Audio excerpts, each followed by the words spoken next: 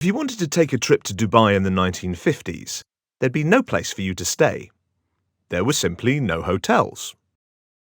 Before the Burj Khalifa, before Palm Jumeirah, Dubai was a simple fishing village. In this video, we're going to take a look at how Dubai transformed from a desert backwater to the Manhattan of the Middle East. We'll examine the major mega projects built and how they have shaped the city today. 1999, the Burj Al Arab. Dubai struck oil in the 1970s and slowly grew its economy bit by bit, but it wasn't until the turn of the 21st century that Dubai truly made a statement. Dubai wanted to show the world that it could be bigger and better than any other city, and in 1999 they opened the tallest hotel in the world, the Burj Al Arab. British architect Tom Wright designed the building. He was simply asked to create an icon for Dubai. Paris has the Eiffel Tower, Sydney has its Opera House. Dubai needed its own landmark that could be recognized across the globe. The building is shaped like a ship to reflect the city's seafaring heritage. At the same time, the building has a modernist look to reflect that Dubai is the city of the future. Construction began in 1994, and the building took 5 years to complete. The building drew headlines for a number of reasons. It was built on an artificial island to make it look like it's a ship sailing in the sea. It took 3 years to reclaim the land and produce a honeycomb of concrete blocks to absorb any waves crashing over. 230 piles of concrete were also buried 40 meters into the sand.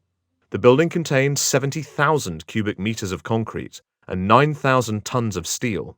There are 202 hotel suites, all of which contain 2 floors, with a curved facade and balcony on the upper floor.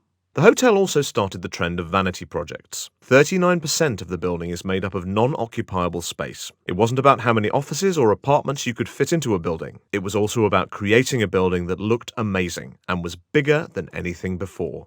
So Dubai had made a statement to the world, but was far from finished. In fact, they were just getting started. 2007, Palm Jumeirah.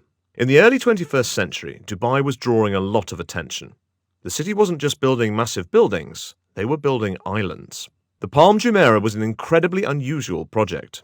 As you may know by now, they built islands in the shape of a palm tree, with an overarching circle covering the area. It looks magnificent from the sky, and the total land reclaimed is 4 times the size of London's Hyde Park. The land was reclaimed through piling on tons upon tons of rock and sand. All of the materials were sourced from the nearby Hajar Mountains. An 11-kilometer breakwater circulates the tree and was built first. This protects from any stormy currents from the ocean. There is also a 100-meter passage on each side to allow water to flow through. Work began in 2001, and the land was reclaimed by 2004. Construction on buildings began in 2006, and people were living there in 2007. The seemingly crazy idea of building islands in the shape of a palm tree had come true. 2009, Dubai Metro. The luxury hotels and resorts were certainly impressive, but if Dubai wanted to establish itself as a truly modern city, they needed a proper metro link. So in came Dubai Metro, a project completed in 2009. It became the first city in the Arab Peninsula to have an urban train network. The line is run by the French company Keolis and was designed by the British architectural firm ADAS. But like all metro projects, this was also making a statement. At that time, it was the world's longest driverless train line and maintained that position until 2016, when it was overtaken by the Vancouver SkyTrain. When it opened, there was only the Red Line. By 2011, the Green Line was opened. As Dubai becomes bigger and bigger, it's very likely that more and more lines will be added. 2010, the Burj Khalifa. By 2010, Dubai properly made the history books. The Burj Khalifa opened and became the tallest building in the world, standing at 828 meters high. It was almost 3 Eiffel Towers high and is a monumental feat of engineering. The building has a unique buttressed or Y-shaped core, which helps the building stay in place. As the building gets higher, its width gradually declines. There are also 2 stories of reinforced concrete at the bottom to support its weight. Its exterior cladding contains aluminium and stainless steel panels, hand-cut glass panels, and vertical stainless steel tubular fins. The Chicago-based architectural firm Skidmore, Owings & Merrill used this shape when building the Tower Palace 3 in Seoul. They were instructed to use the same structure in Dubai, except to make the building 3 times higher. Construction began in 2004, and the building took 6 years to complete. It surpassed Taipei 101 in Taiwan as the tallest building in the world. It was also the world's tallest freestanding structure, had the world's highest occupied floor, and the world's highest outdoor observation deck. But with all of these records broken, Dubai wasn't satisfied with simply resting on its laurels. 2013, Al Maktoum International Airport. But not everything has been a success. 2010 was also the year that Dubai opened its second international airport, Al Maktoum International Airport. A key to Dubai's success has been its ability to take advantage of its location. It is located between Asia and Europe, so can be the ideal stop-off place for connecting flights between these continents. While Dubai International Airport has been a resounding success, it's difficult to say the same about this airport. The airport opened up to cargo freight in 2010 and then to passengers in 2013. It is designed to be one of the biggest airports in the world, with the ability to carry 250 million passengers. However, work is still underway. In 2019, only 900,000 passengers visited. COVID-19 has also made things even worse for the aviation industry. It has been referred to as a white elephant project, which is when the cost and effort to construct a project overrides its commercial value. So not everything for Dubai has gone according to plan, but time will tell on how successful this airport turns out to be. 2018, Dubai Frame. Our next landmark has been a much greater success, attracting 2 million visitors a year.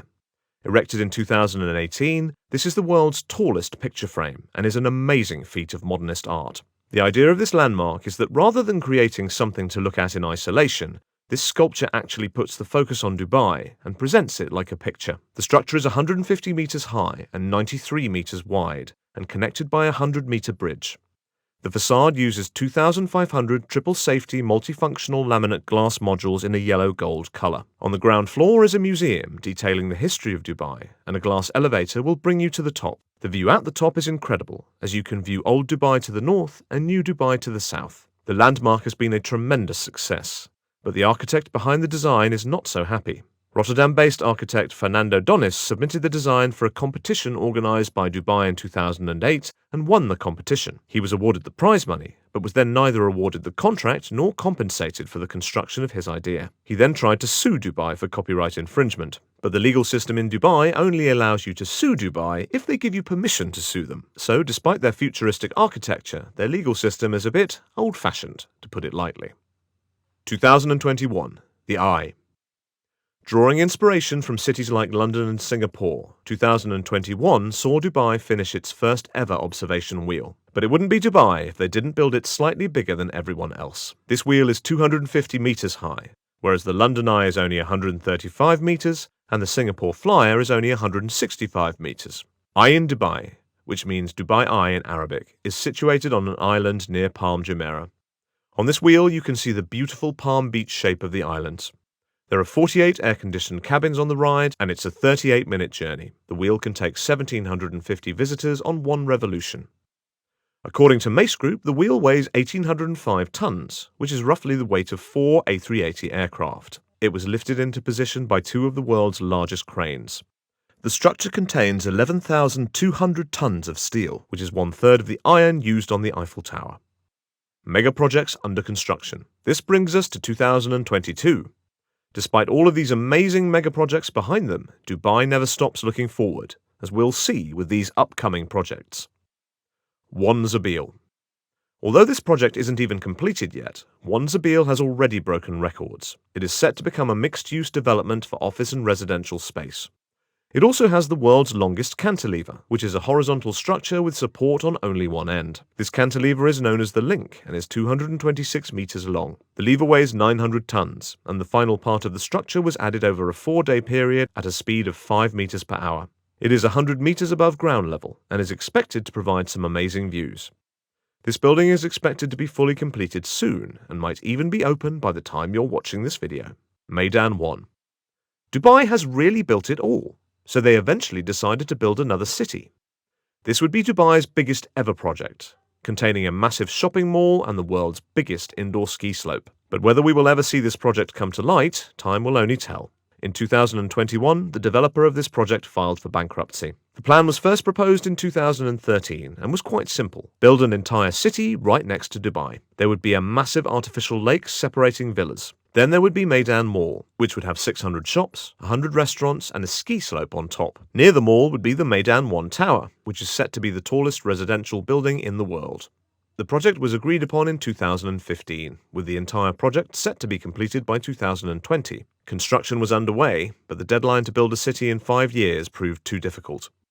Also, the developer, Meydan Real Estate, got into financial trouble. Work went to a halt in 2021, and there has been radio silence ever since. Building work has only been undertaken on a small area of the city known as the Riviera Project. It looks like this city might be another white elephant, but when it comes to construction projects, it's very hard to rule out Dubai from making it happen. Dubai Creek Harbour.